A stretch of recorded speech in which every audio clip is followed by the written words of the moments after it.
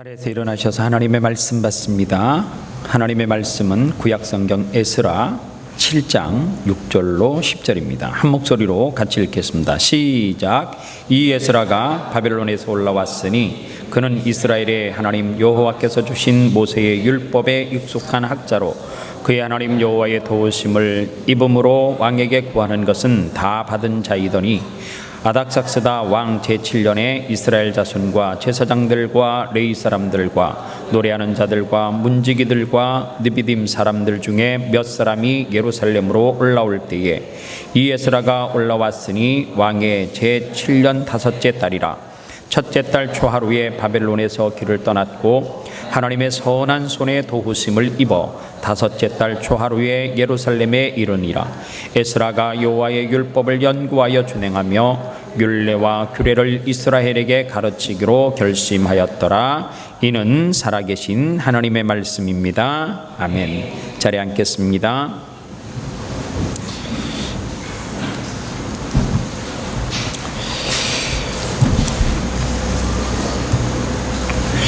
어, 2020년 참 우리에게 생소한 해일 수도 있어요. 왜냐하면 7년, 8년, 9년 하다가 2020년 그러니까 우리가 살아가면서 2020년이 올까 먼 미래로 생각했던 사람들도 있는데 실질적으로 피부로 와닿지는 않지만 2020년도에 대학교 교수들이 선정한 경자년의 사자성어가 공명지조라는 사자성어입니다. 이 공명지조라고 하는 이 사자성어는 몸은 하나인데 머리가 두 개를 가진 상상 속의 새로 목숨을 함께하는 운명공동체라고 하는 의미를 가지고 있는데, 더 사전의 부연적인 설명이 뭐냐 하면 몸은 하나인데 머리가 두 개인 새, 사람들도 가끔 미숙아로 태어나면 그렇게 태어나는 사람이 있는데 몸이 하나인데 옆에 있는 새가 미운 거예요. 그래서 그에게 약을 먹여서 죽이게 되어지면 누구도 함께 죽는다고요? 나도 함께 죽는다라고 하는 말이에요. 공명지조라고 하는 말은 한쪽에 유익을 취하면 같이 멸망을 한다, 이런 뜻을 가지고 있다라고 합니다. 오늘 한 해를 보내면서 또 한 해를 맞이하면서 우리 믿음의 사람들이 가야 될 길이 있는데 두 가지의 길이 있습니다. 하나는 어떤 길이냐 하면 편안한 길, 안락을 추구하는 길이 있어요. 그 길은 남에게 피해를 주지 않아도 됩니다. 내가 열심히 벌어서 내 가족이 행복하게 살아가는 목표를 가지고 있는 사람들이 꿈꾸는 편안한 길이에요. 그러나 또 어떤 길이 있느냐면 또 하나의 길은 가치를 추구하는 길이 있습니다. 여러분들 태어난 국적은 미국인데 100년 동안 조선이라고 하는 땅에 들어와서 4대가 살고 있는 선교사 가문이 있습니다. 이 가문은 어떻게 시작을 했느냐 하면 언더우드라고 하는 선교사가 조선이라고 하는 땅에 들어왔고 조선의 땅을 선교를 하다가 본국 미국으로 돌아가서 미개한 조선을 회복시키고 살려야 합니다. 저와 함께 우리가 전혀 알지 못하는 그러한 민족이지만 그 민족을 위해서 함께 울고 기도할 믿음의 동력자 선교사를 찾습니다 라고 했을 때에 언더우드 선교사의 메시지를 듣고 1859년도에 유진 벨이라고 하는 젊은 신혼부부, 결혼한 지 6개월밖에 되지 않았던 이 젊은 20대 부부가 언더우드 선교사의 말씀에 감동을 받아서 조선이라고 하는 땅에 들어왔고, 조선이라고 하는 땅에 들어와서 6개월 지난 다음에 유진벨의 아내는 풍토병으로 사망을 하게 되어집니다. 그리고 유진벨 선교사도 특히 20여 년 동안 전라도 지역에서 하나님의 선교 사역을 감당하다가 삶을 마감하게 되는데, 그분이 본국에 있는 어머니에게 편지 가운데 이런 글을 쓴 것이 있습니다. 밥은 맛이 없습니다. 그러나 나는 한국 음식을 먹기로 했습니다. 친구가 되려면 그러지 않을 수 없습니다. 라는 글을 썼습니다. 임요한으로 활동하고 있는 이분이 류진벨 선교사님의 가문의 4대, 그리고 그분이 쓴 책 가운데 내 고향은 전라도, 내 영혼은 한국인이라고 하는 그 책 내용 가운데 있는 글입니다. 이 임요한 소장의 할아버지였던 윌리엄 링턴이라고 하는 선교사님은 전라남도에 들어와서 약 600여 개의 교회를 세웠고요. 그리고 그 윗대 유진벨 선교사님은 목표의 정명학교, 그리고 영흥학교, 광주의 숭일학교, 스피아여고, 목포에 있는 브랜치병원, 강주의 기독병원을 세우고 그 지역에서 하나님의 사역을 놀랍게 감당했던 그러한 선교사님입니다. 왜 이분은 살기 좋은 땅 미국에서 안락을 추구하면서 평안한 삶을 살 수 있는데, 그는 미개한 조선이라고 하는 땅에 들어와서 자기의 생을 다 바치고 결혼을 했을 때 아내와 행복하게 살기 위해서 가정을 꾸몄는데 6개월 만에 아내를 잃으면서까지 조선이라는 땅에서 자기의 생을 바치고 그 다음 때도 지금도 여전히 주의 사역을 감당하고 있을까라고 하는 거예요. 만약에 그 가문이 안락하고 편안한 삶을 꿈꿨다면 미국이 좋았을 거예요. 그리고 그의 가문은 경제적으로 어렵지 않은 가문이었습니다. 그런데 그는 하나님을 위해서 가치를 추구하는 길을 선택했고, 그리고 여전히 그 가치 있는 길을 지금도 믿음의 후대가 걸어가는 것을 보면 어쩌면 그의 삶의 생애는 짧은 기간을 살고 마감을 했지만 그의 자녀들이 또 그의 후손들이 하나님의 복음을 위해서 살아가는 가치를 추구하는 그 길은 길이 하나님의 역사의 한 페이지 가운데 남는 길이요, 하나님이 축복하는 길이 아닌가 싶습니다.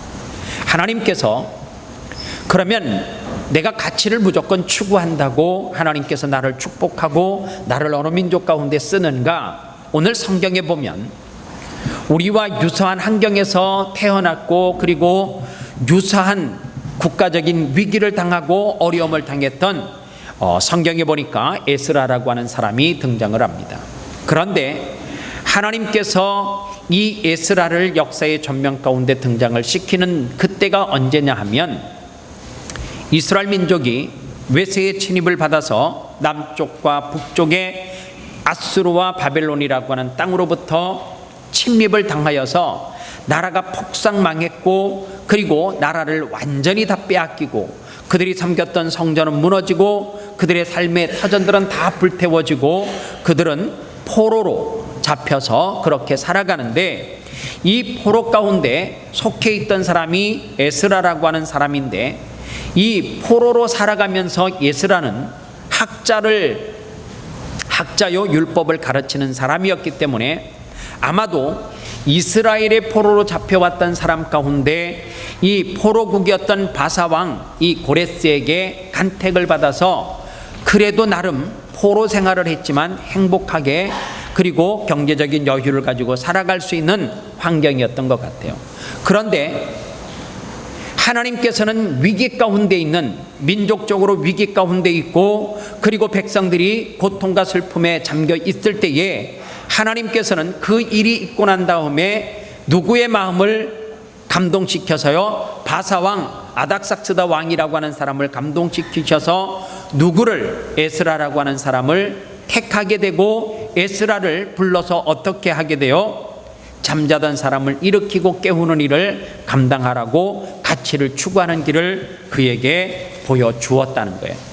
그런데 이 가치를 추구하는 길은 누구나 갈 수 있는 것이 아니라 오늘 성경에 보면 하나님께서는 어떤 사람을 들어서 쓰느냐, 에스라라고 하는 사람이 있는데, 이 에스라라고 하는 사람은 한마디로 말하면 그냥 꿈이 없는 사람, 그리고 노력하지 않는 사람, 그리고 그 분야에 탁월한 무엇이 없는 사람을 하나님께서 들어 쓰는 것이 아니라 성경에 보면 그런 율법에 익숙한 학자였고 10절에도 율법을 연구하고 준행하는 사람이었고 그리고 이스라엘 백성들에게 율법을 가르치는 사람이었고 그리고 율법의 완전한 학자 겸 제사장 에스라라고 성경은 이야기해요.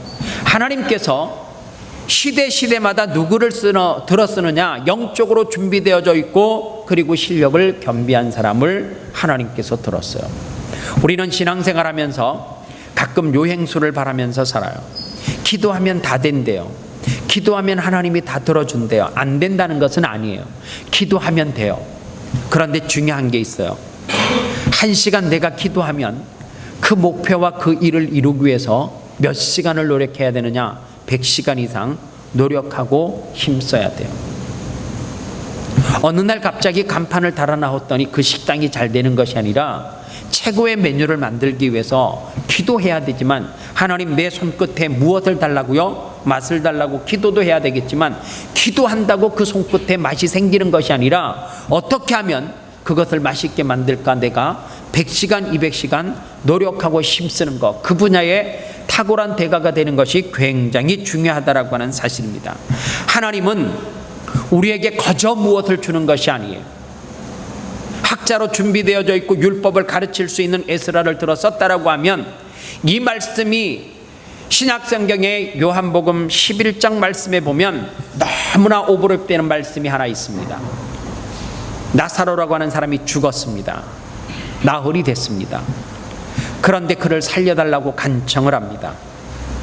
요한복음 11장 38절에 보니까 이에 예수께서 다시 속으로 비통히 여기시며 무덤에 가시니 무덤이 구리라 돌로 막혔거늘 예수께서 이르시되 돌을 옮겨 놓으라 하시니 이렇게 되어져 있어요. 죽은 지 4일 된 사람을 살리는 예수님의 능력이 무덤 속에 돌을 옮길 수 있는 능력이 없다라고 하는 것은 말이 안 되죠. 주님이 말씀으로 돌을 옮길 수도 있죠. 그런데 성경에는 뭐라 그래요? 죽은 자는 내가 살리는데 기적은 내가 베푸는데 너는 무엇을 하라고요? 돌을 옮기는 수고는 네가 해라 그 말이에요. 왜 이 말씀이 굉장히 중요하냐? 오늘 기독교인들이 마치 기독교가 복을 추구하는 종교, 그래서 복복복 부르짖으면 다 하나님이 주신다, 내가 노력하지 않아도 준다, 천만의 말씀이요. 오늘 제 설교 아래에는 여러분들이 2019년 새해를 준비하면서 송구 영신 예배 때 이 시간에 기도받기 전에 기도의 제목을 다 적어서 가정마다 다 내신 거예요. 제가 이것을 책상 뒤에다가 붙여놓고 1년 내내 기도를 했습니다. 그리고 한 가정을 제가 기도 내용하고 그분의 삶의 열매들이 어떻게 맺어졌는가를 봤어요. 그냥 되던가요? 그런 가정은 한 가정도 없더라고요. 하나님 앞에 기도하면서 어떻게 했던 사람, 땀을 흘렸던 사람들은 좋은 결과물들을, 좋은 열매들을 거뒀어요. 하나님의 축복을 경험했어요. 그러나 기도의 제목을 써내고 내가 뭐 하지 않고 기도도 하지 않고 그리고 내가 노력하지 않은 사람들은 그 어떠한 열매도 거두지 못했음을 기도의 제목을 통해서도 알 수가 있습니다. 오늘 주님께서는 우리에게 무엇을 말하느냐? 돌은 네가 옮기라 그 말이에요. 네가 그 수고함이 있어야지 내가 네 삶 가운데 무엇을 베풀겠다고요? 기적을 베풀겠다라고 주님은 말씀하고 있습니다. 오늘 주님이 우리에게 네 가정 가운데 간절한 소원이 있느냐? 네 가정 가운데 눈물을 흘리면서 기도하는 그 무엇이 있느냐? 그러면 내가 기적을 베풀 테니까 너는 뭐 하라고요? 기도하고 피와 땀과 눈물을 쏟으라고 그렇게 말씀.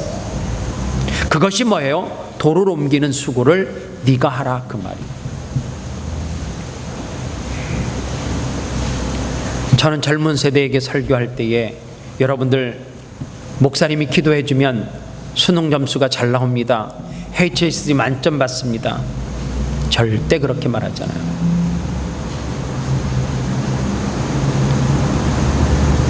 제가 젊은 세대에게 강조하는 것이 뭐냐면, 꿈을 꾸되 10대에 꿈을 꾸되 20대에 반드시 그 꿈이 이루어지기 위해서 대가집을 노력이 필요하다.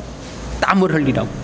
10대에 꿈을 꾸고 20대에 노력하고 30대에 그 노력한 결과물로 무엇을 얻어요? 열매를 얻고, 그리고 열매를 거뒀으면 그 다음에 해야 될 몫이 뭐냐면, 오늘 그리스도인들이 이 삶을 살지 못하기 때문에 2019년도 한 해 동안 한국교회는, 아니 개신교회는, 예수 믿는 크리스찬은 끊임없이 세상으로부터 지탄의 대상이 되어졌고 손가락질을 당하는 대상이 되어졌어요.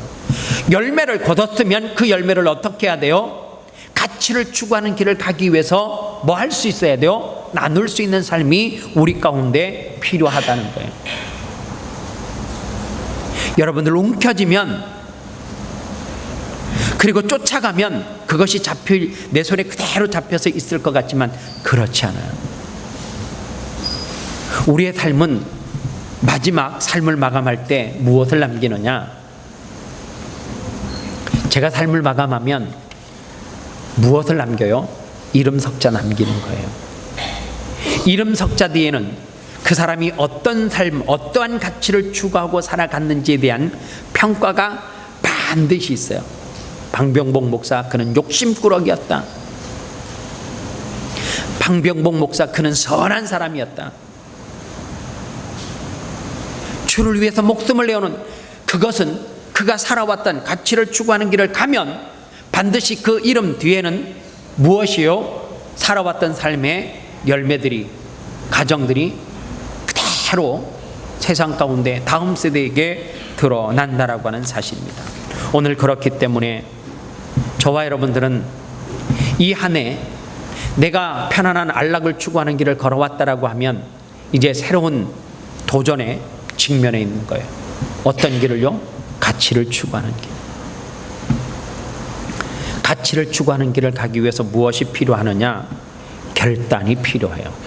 어떤 결단이 필요해요? 오늘 성경의 에스라는 그냥 바사라고 하는 나라에서 살면 행복해요. 왜 행복하냐? 그곳에서 왕으로부터 신임을 받고 있고 그곳에서 부귀영화를 누리고 있기 때문에 오히려 내가 본국으로 돌아가는 순간 내가 많은 사람들을 위해서 희생하고 대가를 지불해야 되고, 무너진 집을 다시 세워야 되고, 성전을 다시 일으켜야 되고, 그리고 나라의 한 사람 아픈 사람들을 치유하고 회복시켜야 되는 그 일이 어쩌면 그의 삶 가운데 굉장히 힘들 수도 있어요. 아니, 그것이 오히려 고통일 수 있어요. 유진벨 선교사처럼 그냥 미국에서 살면 행복해요. 그런데 그런 말씀을 통하여서 조선이라고 하는 나라를 알게 되어졌고, 하나님이 그 마음속에 너는 안락을 추구하는 길을 가지 말고 가치를 추구하는 길을 가라고 하는 그 명령 앞에 순종하고, 그 이후로부터 100년 동안 4대에 걸쳐서 지금도 그 사역은 계속해서 진행형이라고 하는 사실입니다.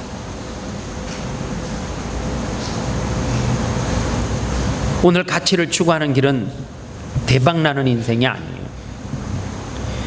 가치를 추구하는 길을 가기 위해서는 어쩌면 엄청난 대가를 지불해야 될 수도 있습니다. 그런데 주님은 그 길을 가라고 해요. 여러분들, 우리 아름다운 교회가 컴패션이라고 하는 헌금 봉투가 있어요.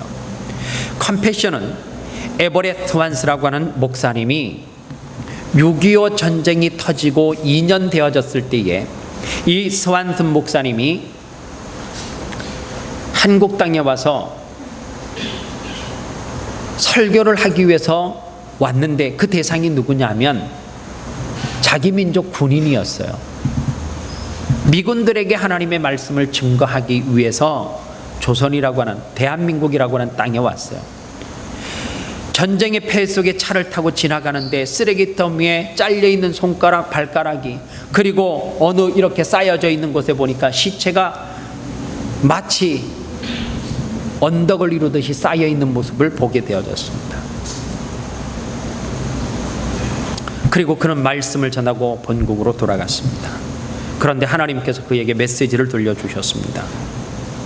네가 지금 한국 땅에서 그 시체 더미를 보았는데 너는 이제 어떻게 살겠느냐. 계속해서 하나님의 그 음성이 들리는 거예요. 결단하지 못하니까 안 볼 때는, 못 봤을 때는 그렇다 치고, 지금 그것을 보았는데 너는 그것을 눈으로 목도했는데 어떻게 살겠느냐. 보는 것이 기적이요, 보는 것이 사명이에요. 서한선 목사님은 안락을 추구하는 길을 선택한 것이 아니라 가치 있는 길을 선택하기 위해서 어떻게 하면 전쟁의 폐허 가운데 굶어 죽어가고 있는, 질병 가운데 고통에서 죽어가고 있는 저 사람들을 어떻게 도울까. 그래서 만든 재단이 컴패션이에요. 그 컴패션은 태초 시작이 전쟁의 폐허 가운데 있는 조국 대한민국을 돕기 위해서 누가 만들었어요? 한국 사람이 만든 것이 아니라 미국의 목사님이 만들어서 저 전쟁의 폐허 가운데 죽어가는 사람들을 도웁시다.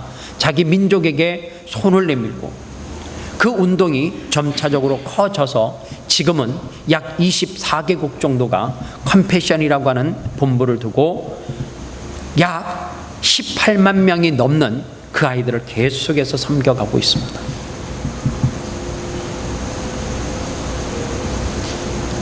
가치를 추구하는 길은 그가 역사의 무대에서 사라져도 그 흔적이 여전히 남아있고 그 사명을 그 다음 세대가 또 감당하는 사람이 이어진다라고 하는 사실입니다. 오늘 우리에게 죽은 사람을 살릴 수 있는 능력은 없어요. 그거는 누가 해요? 기적은 주님이 일으키시는 거예요. 여러분들, 가끔 우리 성도들이 착각을 하고 잘못 알고 있는 것이 뭐냐면 그 능력이 목사에게 있는 줄 알아요. 제게는 능력이 1도 없어요. 하나도 없어요. 여러분들 혹시 어느 목사님이 능력이 있고 어느 권사님이 용하더라? 아니에요. 1도 없어요. 하나도 없어요. 저에게도 없고 여러분들에게도 없어요. 그런데 누가 능력이 있느냐? 하나님이 능력이 있어요. 그 능력을 가지고 계시는 하나님의 마음을 우리가 움직여야 되는데 어떻게 움직일 수 있느냐? 주님이 우리에게 무엇을 하라 그래요? 네가 할 수 있는 그 힘든 것을 뭐 하라고요? 못하겠다 하지 말고 그 무덤에 돌을 옮기는 것은 네 힘으로 해라, 그 말이에요. 네가 땀을 흘려라. 그럴 때 내가 너의 삶 가운데 부어주겠다라고 말씀하고 있다라고 하는 사실입니다. 오늘 6절 하반절에 보니까 구하는 것은 다 받은 자이더니 그의 하나님 여호와의 도우심을 입음으로 이렇게 되어 있습니다. 꼭 여러분들이 새해 명심하십시오. 하나님 앞에 간절하게 눈물을 흘려서 기도해야 될 제목이 있습니까? 2020년도 아름다운 교회 표호가 기도가 답입니다예요. 기도 외에는 그 어떠한 능력도 나타나지 않아요. 우리가 구하지 않기 때문에 받지 못하고, 우리가 부르짖지 않기 때문에 응답이라고 하는 것을 경험하지 못한다라고 하는 사실입니다. 저는 내년 1월 9일날 한국에를 잠시 출국을 해요. 출국을 하는 이유는 다음 세대에게 말씀을 전하러 출국을 해요. 한 10,000여 명 가까운 청소년들을 만날 거예요. 그런데 제가 말씀을 준비하면서 그곳에 가서 하나님의 말씀을 증거하기 위해서 원고를 써 내려가는데 계속해서 제 앞에 있는 책 가운데 자꾸만 누구에게 시선을 쏟게 하느냐 하면 한국 땅에 들어와서 선교했던 선교사들의 그 책들이 계속 내게 손에 들려지는 거예요. 오늘 읽었던 한 권의 책이 있는데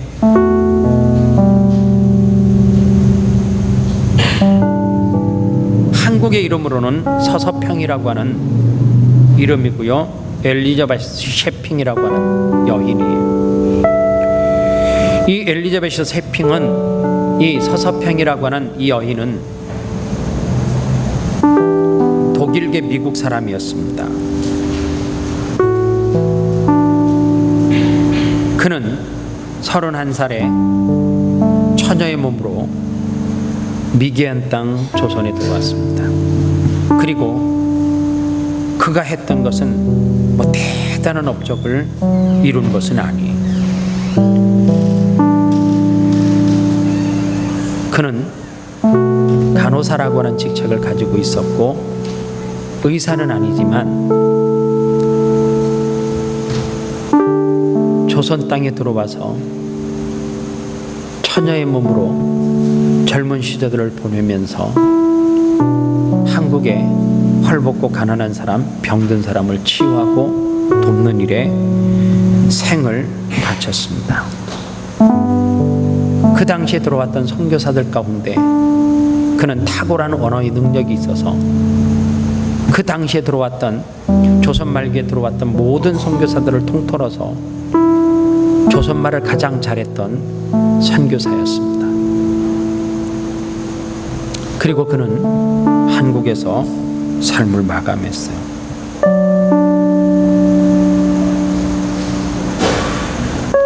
한국에 들어왔던 모든 선교사들 대부분의 면면을 살펴보니까 20대 중반서부터 30대 초에 다 들어왔어요. 전 너무 충격이었어요. 너무 깜짝 놀랐어요. 갓 결혼한 신혼부부가 들어왔고요, 갓 대학교를 마치고 신학교를 졸업하고 그 나라에서 목회 잘할 수 있는 훌륭한 스펙을 가지고 있는데 하나님의 그 명령 하나 듣고 조선 땅에 들어와서 생을 마쳤어요. 원더우드 선교사, 연세대학교를 세우시고 연희학교를, 전문학교를 세우시고 지금 연세대학교죠. 몇 살에 들어오셨냐면 26살에 조선이라는 땅에 들어왔습니다. 미국 상선이었던 내셔널 셔먼호를 타고 왔던 토마스 선교사는 23살에 중국에 들어왔고 중국에서 조선이라는 땅을 한번 보고 경험하고 난 다음에 4년 후에 27에 조선 땅을 들어와서 하나님의 복음을 전하는 꿈을 가졌는데 대동강변에서 복음을 전하지 못하고 순교하고 개신교 최초의 순교자가 되는 27살의 나이로 삶을 마감했습니다.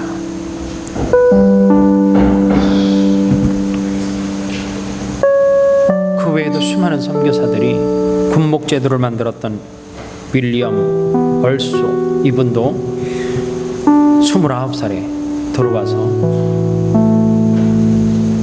그 전쟁의 폐허 가운데 군인들에게 하나님의 말씀을 증거하고 그 가운데 군목제도를 만들고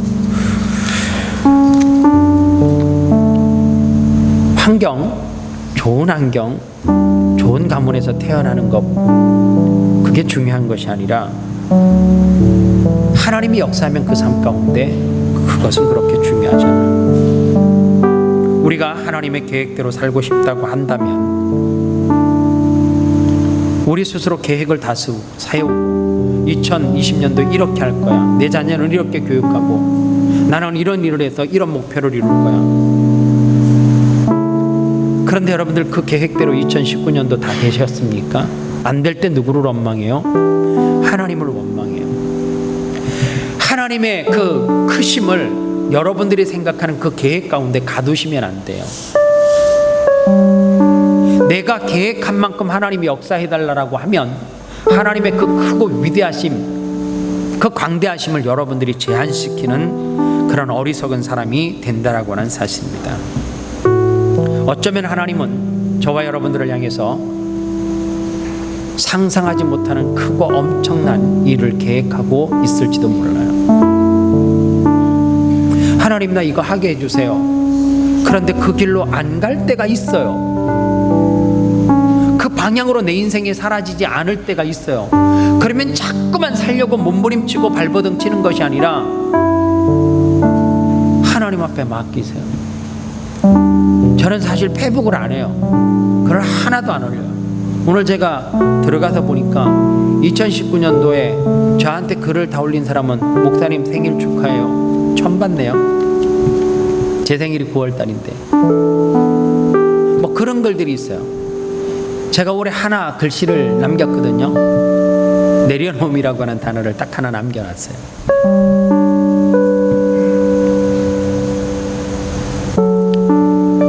내 삶을 하나님 앞에 내려놓고 하나님이 원하시는 길에 내 삶을 순종하면 하나님은 우리의 삶 가운데 그 다음에 채우세요. 우리가 해야 될 것은 무엇을 준비하느냐? 그릇을 준비하는 거예요. 이만한 것을 채워달라고 주님 내 그릇은 요 정도인 거 아시죠? 이 그릇 사이즈를 내가 정하는 것이 아니라 큰 그릇을 준비하고 하나님 제가 할 수 있는 것은 돌의 무덤을 옮기는 일, 그릇을 준비하는 일밖에 내가 할 수 없습니다. 그 안에 내가 채우려고 몸부림치시면 올해와 같이 또 실패하고 한없이 늙고 힘겨워서 고통하고 신으며 채우는 것은 누가 하셔야 되느냐? 내가 하는 것이 아니라 하나님이 하셔야 합니다. 그래서 우리가 주님 앞에 할 수 있는 것은 하나밖에 없어요. 믿음으로 순종하는 것. 믿음으로 순종하면 하나님께서 그 다음에 내 계획대로 안 될지라도 하나님이 그 계획을 뛰어넘으셔서 그 역사하시는 분이 하나님 아버지라고 하는 것을 여러분들이 경험하고 체험할 것입니다. 세상에요, 우리보다 더 열심히 노력하고 우리보다 더 열심히 사는 사람들은 상상할 수 없을 만큼 많아요. 막 오래 최선을 다해서 살아왔다고 자부하시는 분들도 계실 수 있는데 아니요, 우리보다 수백 배 더 노력하고 잠 안 자고 힘쓰고 연구하고 그 성공의 신화들을 담기려고 상상할 수 없는 노력을 하는 사람들이 우리 주변에 굉장히 많아요. 내가 스스로 나는 최선을 다해서 라고 이야기하지만 여러분들 같은 분야에 있는 사람 가운데 대가들을 한번 찾아가서 만나보십시오. 그래도 난 잠 한 6시간 잤는데 2시간 3시간 잔 사람 허다하고요. 아니 잠을 안 자고 노력하고 힘쓴 사람들 굉장히 많아요. 그런데 성공을 위해서 열정을 다해서 달려가는 사람들은 너무너무 많은데 저는 그분들을 보면서 안타까움이 있어요. 그게 뭔 줄 아십니까?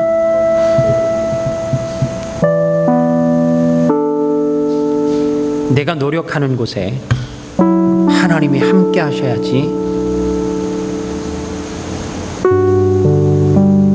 그 환경을 뛰어넘는 거예요. 내 삶 가운데 주님이 기름 부으시고 축복하셔야지만 내 삶 가운데 역사가 일어나요. 오늘 저는 여러분들이 올해도 축복의 주인공이 되셨겠지만 내년 한 해도 축복의 주인공으로 살아가기를 원합니다. 가치를 추구하는 길을 선택하십시오. 그 길은 힘이 들 수 있어요. 그런데 한번 삶을 돌아보십시오. 젊은 사람들에게 돌아보라 그러면 아직도 창창한 앞날이 있는 것 같지만 저는 사실 이제 돌아본다라고 하는 이야기를 할 수 있는 때가 됐다라고 말할 수도 있는 나이가 된 것 같아요. 무엇을 우리가 이제 준비하면서 살아가야 되느냐? 아유 목사님 젊은 사람 같은데 무슨 삶을 마감할 준비를. 아니요, 하나님이 부르시면 가야지 어떡하겠어요. 저도 한 54년 참 행복하게 잘 살았네요. 그런데 남아있는 생은 제가 장담할 수는 없어요. 하나님이 언제 어떤 곳에 나를 부르시고 하나님이 나를 보내실지도 몰라요. 아니 하나님께서 제 삶을 가져가실 수도 있죠. 그러나 그 주님 앞에서는 그 순간에 착하고 충성된 종이었다라고, 너는 끝까지 가치를 추구하는 길을 걸어갔다라고, 복되다라고, 나와 함께 천국에서 영원히 살자라고 하는 그 그 이야기를 들을 수 있으면 그거보다 더 큰 축복과 은혜가 어디 있겠습니까? 오늘 저는 여러분들 가정을 위해서 진심으로 중심으로 하나님 앞에 축복을 빌 거예요. 아니, 축복받기를 원해요. 그러나 제 중심 가운데는 그것이 물질적인 축복, 여러분들이 물질을 담고 기도의 제목을 써낸 이 땅에서 어떤 것을 이루는 축복보다도 저는 여러분들의 삶 가운데 성령 충만을 위해서 기도할 거예요. 도를 옮기는 수고를 우리가 감당할 수 있게 해달라고, 믿음을 달라고 기도할 거예요. 그 일을 감당하면 여러분들이 그 봉투에다 적어놓은 기도의 제목들이 한 해를 마무리했을 때에 2020년도 송구영신 예배를 드릴 때에 하나님이 여기까지 도우셨다라고, 여기까지 축복하고 기름 부으셨다라고 하는 간증을 여러분들 스스로 할 수 있을 줄 믿습니다. 이 시간 말씀이 어려운 거 하나도 없었을 거예요. 우리 2020년도에 두 가지 길이 있어요. 그냥 평범하게 안락을 추구하면서 살아가는 길이 있고요, 가치를 추구하면서 살아가는 길이 있다. 선택은 여러분들이 하시는 거예요.